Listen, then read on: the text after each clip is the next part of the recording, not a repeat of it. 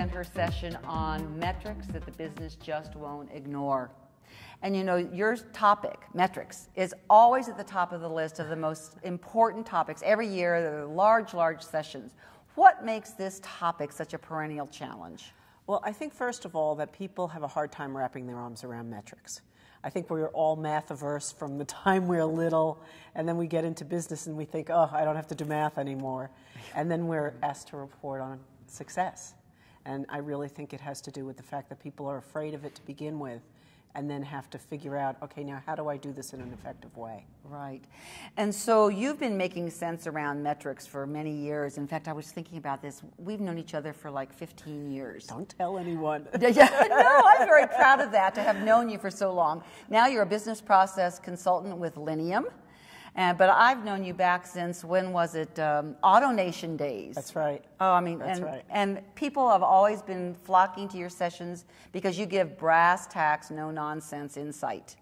So you're going to talk about the metrics that the business won't ignore. What's different about that than what we've been talking about for years? Well, I think it starts with IT maturity. So the first thing is that IT is now mature enough to start diving into a little bit different approach to how they do things. And then the other piece is that the business, it's no longer good enough for the business to keep a service up and running.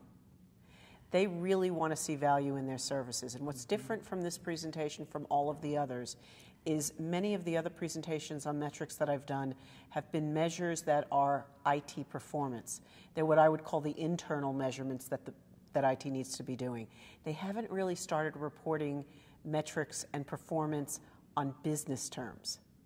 So what's different with this presentation is I actually start talking about the kind of metrics that somebody that speaks the language of the business would understand, not the language of IT. So IT is going to be developing the metrics that speak to IT, but to make that transition, it seems to me that they have to involve the business leaders in the discussion of what those metrics should be. Right. Any particular suggestions you might give to people to make that transition? Well, you know, for one thing, you really have to know the business you're in. So you mentioned AutoNation a little while ago, and I used to laugh, you know, with people when I would introduce myself at the beginning of a session and say, you know, I'm Phyllis Drucker and I sell cars. And they would laugh, like, what do you mean you sell cars? You're an IT person. Well, if I really want to talk to the business, I'm not going to be talking to them in terms of server availability, network availability. I really need to be talking to them about how many contracts were we able to print in a given period of time on a Saturday? Or how much money did they make as a result of the systems that were provided to them?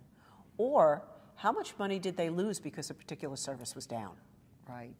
That's a whole new way of thinking, and I strongly encourage you to bring the other management team and the other leaders in your organization and view Phyllis's on-demand webcast in our digital event on May 21st.